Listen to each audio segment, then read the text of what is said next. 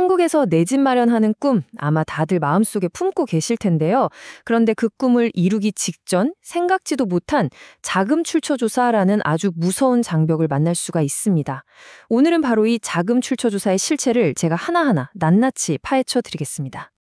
정말 열심히 일하고 아끼고 아껴서 드디어 내 집을 살 돈을 마련한 그 순간 정말 감격스럽죠. 이제 계약서에 도장만 찍으면 모든 게 끝날 것 같잖아요. 근데요, 잠깐만요. 바로 그 순간에 세운 여러분의 자금 계획이 몇 년 뒤에 우리 집을 통째로 뒤흔들 수 있는 거대한 세금 폭탄의 뇌관이 될 수도 있다는 사실 혹시 생각해 보셨나요? 이건 그냥 하는 말이 아닙니다. 국세청 내부 사정을 누구보다 잘 아는 전직 전문가의 경고예요.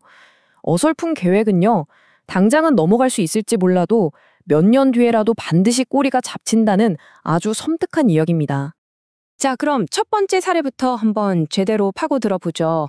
이게 아주 현명한 선택처럼 보였는데 어떻게 최악의 결과를 불러왔는지 그 생생한 이야기를 들려드릴게요.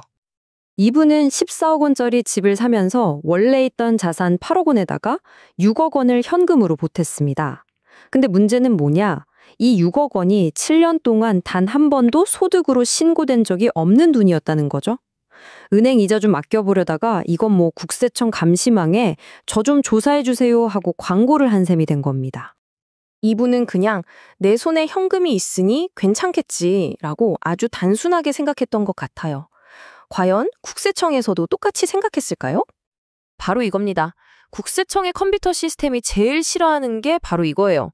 공식적인 소득 기록은 없는데 갑자기 수억 원의 현금이 부동산 거래에 나타난다? 이건 시스템에 빨간불이 번쩍 들어오면서 조사 대상이라고 알람을 보내는 것과 똑같습니다. 그리고 그 실수의 대가는 이 숫자 하나로 모든 게 설명됩니다. 그냥 밀린 세금만 내는 게 아니에요. 7년치 미신고에 대한 무시무시한 가산세까지 붙어서 자그마치 2억 원짜리 세금 고지서가 날아온 거죠. 자, 두 번째 사례로 넘어가 볼게요. 이야기가 여기서 어떻게 더 심각해지는지 한번 보시죠. 이번에는 훨씬 더 머리를 썼지만 결국 더 큰 화를 부른 경우입니다. 이분은 한술 더 떴습니다. 20억짜리 집을 사는데 모자란 5억 원을 친구들한테 빌린 것처럼 서류를 아주 완벽하게 꾸몄어요. 차용증도 쓰고 이자 지급 내역까지 만들었죠. 아마 속으로 이 정도면 절대 안 걸리겠지라고 생각했을 겁니다. 서류만 보면 정말 완벽한 차용 거래였어요. 하지만 절대 잊으면 안 되는 게 있습니다. 국세청 조사관들은요, 이런 서류 껍데기 뒤에 숨어 있는 진짜 돈의 흐름을 찾아내도록 훈련받은 전문가들이라는 사실이죠. 결국 조사관들은 끈질기게 돈의 흐름을 역추적했고요. 그 5억 원이 사실은 부모님 주머니에서 나와서 친구들의 계좌를 그냥 세탁 용도로 거쳐 들어온 명백한 불법 증여라는 걸 밝혀냈습니다. 만약에 처음부터 정직하게 증여 신고를 했다면요, 한 8천만 원 세금 내고 끝났을 일입니다. 하지만 이 어설픈 거짓말 하나 때문에 조사의 칼날이 부모님한테까지 번졌고 결국 원래 냈어야 할 세금의 거의 4배에 달하는 3억 원이라는 세금 폭탄을 맞게 된 겁니다. 자, 마지막 이야기는요, 정말 원칙대로 잘하려고 노력했는데도 불구하고 아주 사소하다고 생각했던 실수 하나가 어떻게 전면적인 세무조사의 문을 활짝 열어버리는지 보여주는 어쩌면 가장 무서운 사례일 수 있습니다. 이 사례는 듣고 보면 정말 억울할 수도 있어요. 5억 원을 증여받고 증여세 8천만 원 신고까지 아주 정확하게 했거든요. 그런데 결정적인 실수가 딱 하나 있었습니다. 바로 그 세금 8천만 원을 자녀 본인이 아니라 부모님이 대신 내주신 거예요. 세법에서는요, 자녀가 내야 할 세금을 부모가 대신 내주는 것조차 또 다른 증여로 봅니다. 국세청에서 세금 낸 돈 어디서 났는지 증명해 보세요 라고 요구했을 때 당연히 증명할 수가 없었죠. 바로 이 지점이 조사관들에게 어라? 이거 한번 제대로 파봐야겠는데? 하는 합법적인 명분을 준 셈이 된 겁니다. 그러니까 8천만 원 세금 대신 내준 것 때문에 2,500만 원 정도 세금만 더 내면 될 줄 알았는데 그게 아니었던 거죠. 이 사소한 실수가 빌미가 돼서 조사가 전면적으로 확대됐고 그 과정에서 다른 자금 문제들까지 다 드러나면서 결국 1억 원이 넘는 추가 세금을 내게 된 겁니다. 자, 이제부터가 진짜 무서운 부분입니다. 이 모든 조사가 나 한 사람에게서 끝나지 않는다는 거예요. 어떻게 나에 대한 세무조사 하나가 우리 가족 전체를 휩쓰는 거대한 연쇄 반응으로 번져 나가는지 그 과정을 보여드리겠습니다.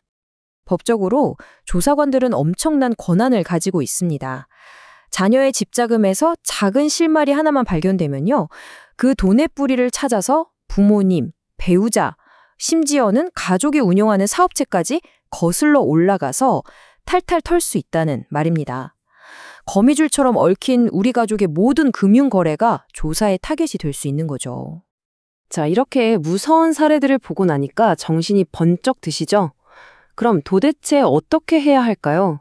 우리가 반드시 따라야 할 명확하고 아주 실행 가능한 원칙들을 알려드리겠습니다. 그렇다면 이 무서운 감시망을 피할 방법은 뭘까요?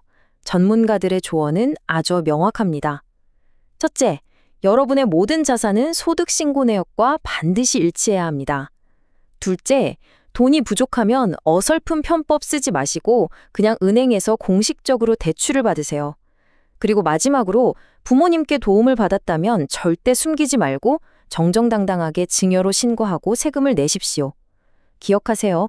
무서운 가산세보다 증여세가 훨씬 저렴합니다. 이게 유일하고 가장 확실한 방어책입니다. 오늘 이 내용을 다 보셨으니 이제 여러분의 자금 계획을 다시 한번 국세청 조사관의 눈으로 아주 냉정하게 들여다보시길 바랍니다. 꿈을 그리던 여러분의 그 집이 몇 년 뒤 세금 폭탄의 진원지가 될지 아니면 평온한 안식처가 될지는 바로 지금 여러분의 선택에 달려 있습니다.